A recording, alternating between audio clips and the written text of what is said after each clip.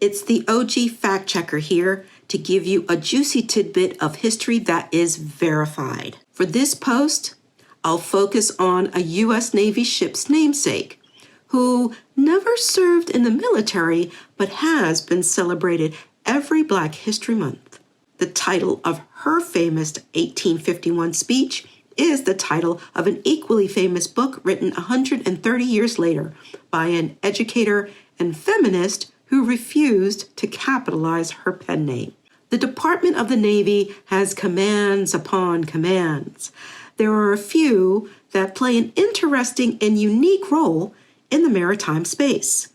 And one of those commands is the Military Sealift Command, or MSC. Entirely civilian staffed, the MSC provides ocean transportation support around the world through 125 vessels. They replenish Navy ships at sea, conduct specialized missions, and move cargo and supplies, just to name a few of the really cool things MSC does. Before I get into it, I feel I need to explain how Navy ships work together in general. So I'm going to digress a little bit to explain something important, which is why this post is going to be in two parts. In a wartime situation, the Navy sends out its fleet strategically in groups. You've played Battleship as a kid, right? Well, one of those groups is called a carrier group or a carrier strike group. There's the lead ship, the carrier, like the USS Theodore Roosevelt I talked about in a previous post, and its escorts. Those escorts consist of a missile cruiser, a submarine along with a submarine tender carrying fuel and supplies, an auxiliary ship, and some frigates and destroyers. I remember being in Norfolk, Virginia, when the USS America Carrier Group came back. I think it was in September of 1992, and it really is an impressive sight to see all that floating steel, oodles of men in their crackerjacks and Dixie cups, all at parade rest, manning the rails. I don't mean to sound corny, but the sight of it makes you proud to be an American. I kid you not. Anyway, with all this floating firepower, you need to be operation ready while at sea. There's no time to stop at the gas station when the ship's tank is on E, ya dig? If someone has a life-threatening issue that can't be handled in sickbay, you can't call an ambulance. Now, the auxiliary and tender ships can help with some of that. But for the heavy-duty stuff, that's when the MSC comes in. Some of the ships in their fleet are hospital ships, dry cargo ammunition ships, tenders, fleet ocean tugs, and underway replenishment oilers. One of those replenishment oilers is a John Lewis class ship currently under contract to be built. It's named after a former slave who fought for civil and women's rights during the 19th century, the USNS Sojourner Truth.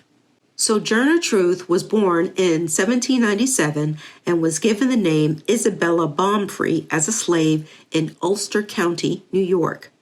Bought and sold 4 times, each owner was crueler than the last. As a teenager, Isabella is apparently paired with a male slave and has 5 children with him. I say paired because I didn't see anything that says she jumped the broom or she fell in love. Nothing like that. I can only surmise that this was part of the breeding scheme slave owners engineered to increase slave numbers. Or it could have been her seeking safety in the herd type of situation. A year before New York's anti-slave laws could take effect, Isabella has had enough. She escapes with her baby girl in 1827 to stay with some abolitionists down the road, the Van Wagoners, who buy her freedom and help her sue to get back her 5-year-old son, Peter, who was illegally sold to a slave owner in Alabama.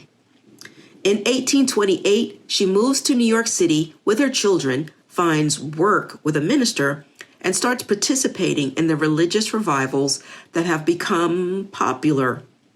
In 1843, Isabella catches the Holy Spirit, states God has called on her to speak the truth. Thus, she changes her name to Sojourner Truth. As Sojourner Truth, she is a charismatic speaker and storyteller, and she goes on tour to speak about the cruelty she experienced as a slave.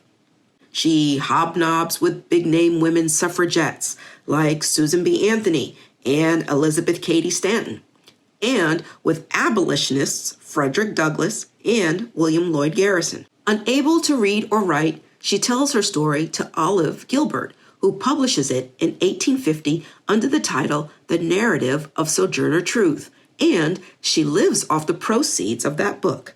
The following year, she begins a lecture tour. At an event in Akron, Ohio, she gives her famous Ain't I a Woman speech, which calls out folks on their BS sexism and racism, essentially making her the first Black feminist and the first woman of color to vocally advocate for equality. Here's the interesting part. She and Frederick Douglass have a parting of the ways over a key issue. He believed that formerly enslaved men should have the right to vote before women. She believed all should have that right at the same time. The words of Sojourner Truth inspires a young woman from Hopkinsville, Kentucky, born Gloria Jean Watkins, who got her PhD in English literature from the University of California at Santa Cruz. Her first book, Ain't I a Woman? Black Women and Feminism, was published in 1981 under her great-grandmother's name in lowercase letters, so readers would focus on her message and not the name. The name she wanted no one to pay attention to was Bell Hooks. I love history. The more you know.